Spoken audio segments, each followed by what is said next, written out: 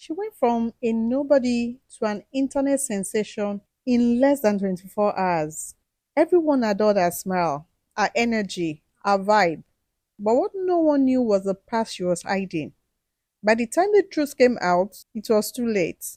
The first time I saw Amina's video, I was huddled under an awning at Wuse Market, sheltering from one of those sudden Abuja downpours that turn streets into rivers.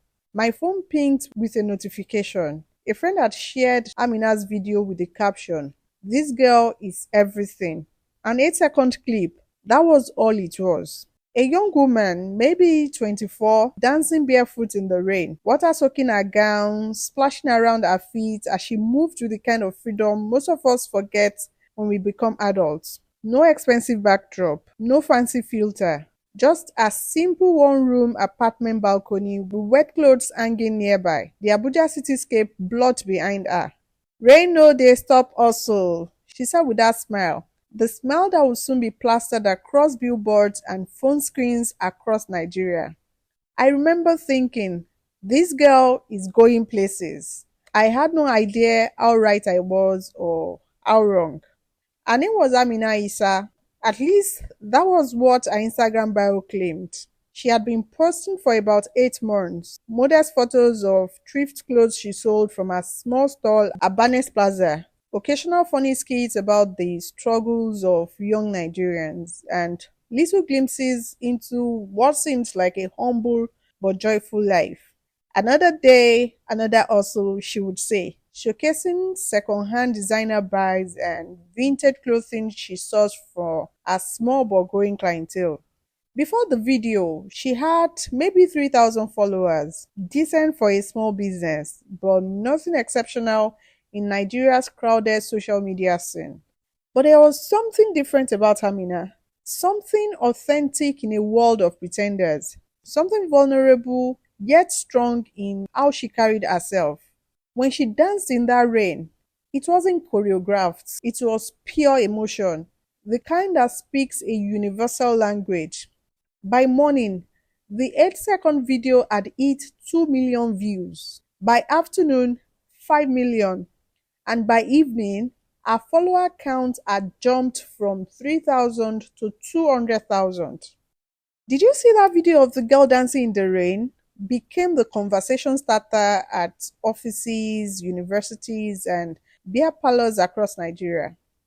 Everyone had an opinion about Amina. She represents the true Nigerian spirit, finding joy despite hardship, said a popular radio host on Cool FM. "This is the authentic content we've been missing," wrote Nigeria's biggest entertainment blogger. Within 3 days, she was invited to morning shows. Within a week, brands were sliding into her DMs. Telecom companies, beverage giants, fashion labels, everyone wanted the girl who danced in the rain. Her catchphrase, "Rain no dey stop hustle," became a national slogan overnight. Young people used it as captions. Politicians quoted it in speeches. Pastors referenced it in sermons. The most shocking moment came when Mega Cola unveiled a massive billboard along Lekki Epe Expressway in Lagos featuring Amina, barefoot, smiling with the tagline, "When life rains problems, dance through the storm. Mega Cola refreshes your hustle."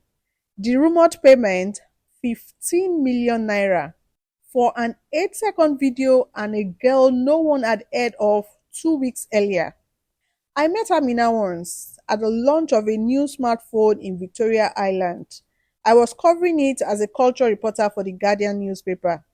She wore a simple yellow dress, hair braided in neat cornrows. Despite the expensive makeup and the handlers surrounding her, something about her eyes seemed vigilant, always scanning the room, always watching the exits. "How does it feel to be Nigeria's newest star?" I asked her during the brief press interaction. "Overwhelming," she said with that now famous smile. "I'm just a simple girl from," she paused, but almost imperceptibly, "from a family that taught me to work hard and stay humble." I noticed she hadn't actually answered where she was from. When another journalist asked directly about her hometown, her handler smoothly interrupted. Amina represents all of Nigeria. Next question, please. Later that evening, I watched her decline a group photo with other influencers when someone suggested a live stream. My internet is bad today, she said with an apologetic smile. Maybe next time. It was the first red flag. In a world where influencers live stream even their breakfast, Amina never went live. Ever. The question started as whispers. For someone so suddenly public, Amina's past remained stubbornly private. No childhood photos on her Instagram, no mentions of school or family, no old friends coming forward to say, I knew her when. In Nigeria, where family ties are everything, where most bios proudly proclaim son of the soil of XYZ state or proud daughter of ABC region, Amina existed in a strange vacuum. When fans asked personal questions in her comments, they would find themselves quietly blocked, not immediately, usually hours later, as if someone had carefully reviewed each comment. The first crack appeared 6 weeks into her fame. A Twitter account with just 400 followers posted, I know that girl. She's not who you think she is.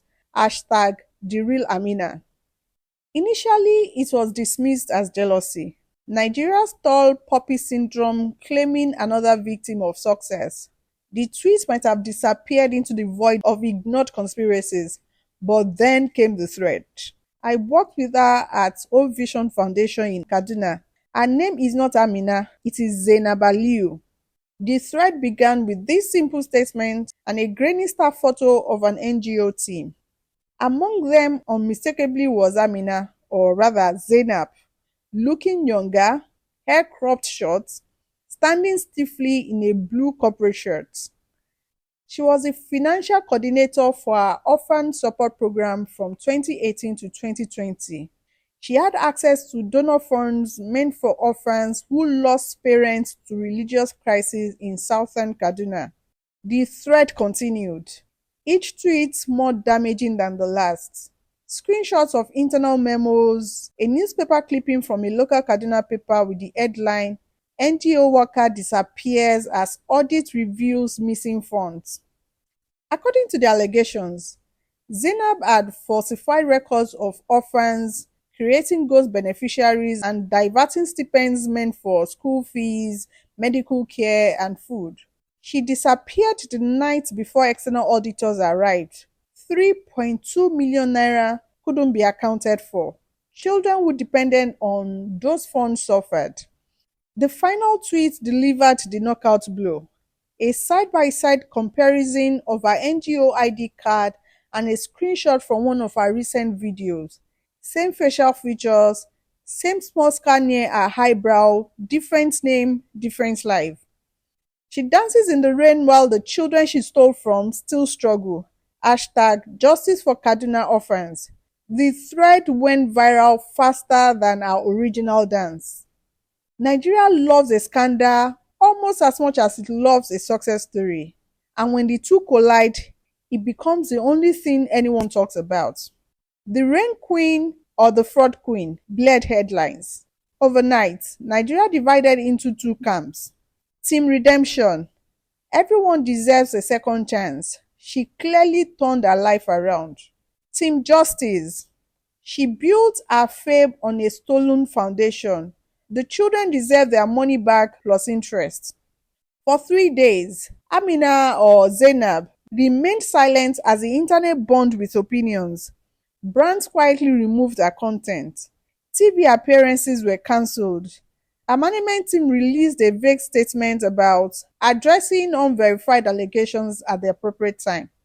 On the fourth day, she posted a video, not dancing this time, sitting on her bed, eyes swollen, voice steady but fragile.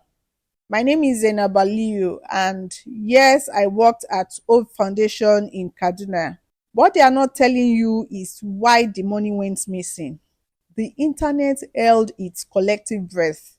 She told a different story about a foundation run by politically connected individuals who used orphans as fundraising props while skimming donations.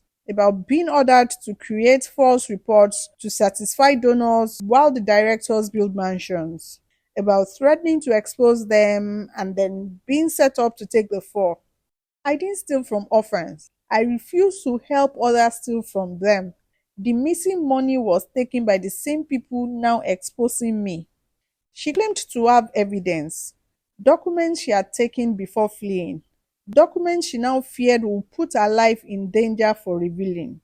I changed my name and came to Abuja because they threatened my family. I built a small business. I never wanted fame. That video was never meant to go viral. Her voice cracked. I just wanted to dance in the rain, to feel free for a moment. Within hours, her video was taken down. Her account went dark. Attempts to contact her through her management team were met with no comment. The NGO directors held a press conference presenting bank statements, audit reports, and tearful testimonials from orphans about school terms missed and medications unfulfilled. A police spokesperson in Kaduna confirmed an open case file against one Zainab Aliyu for embezzlement. Former colleagues came forward with stories of her extravagant spending in the weeks before her disappearance. Designer handbags that cost more than her monthly salary. The internet jury reached its verdict: guilty. 2 weeks later, a janitor at a modest hotel in Kubwa on the outskirts of Abuja reported a guest who hadn't left her room for days. When management entered, they found a young woman unconscious, an empty bottle of pills on the nightstand beside a handwritten note. The note simply read, "The truth isn't always what goes viral." She survived, barely, but the Amina everyone thought they knew was gone forever. The aftermath played out predictably. A few new cycles of heated debate, moral lessons from social media influencers who had themselves been cheerleaders for her rise. Eventually, newer scandals pushed her story aside. The NGO in question quietly dissolved after questions about its financial practices intensified. The truth? It died somewhere between the tweets and the headlines. Was she a thief who got caught? A whistleblower who got silenced? A troubled young woman who tried to outrun her past? We will never really know. What we do know is that she went from nobody to star to villain to cautionary tale, all in the span of 8 weeks. Sometimes when it rains in Abuja, I think about her, about how a moment of pure joy caught on camera launched her into a spotlight she wasn't prepared for and perhaps never wanted. I think about how quickly we elevate people without knowing their stories, how hungrily we consume their downfall, how easily we forget them afterward. They say she's back in her hometown now, living with distant relatives under her real name.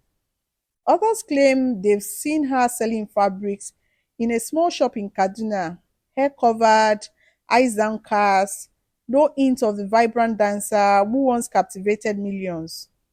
Wherever she is, wherever she is, I hope she still dances when it rains. Because in this age where everyone lives one viral moment away from either glory or destruction, we all need to remember the internet never forgets. Privacy is the price of fame, and sometimes the most dangerous thing you can do is simply be yourself. Rain no dey stop hustle, but sometimes the hustle comes at a cost too great to bear.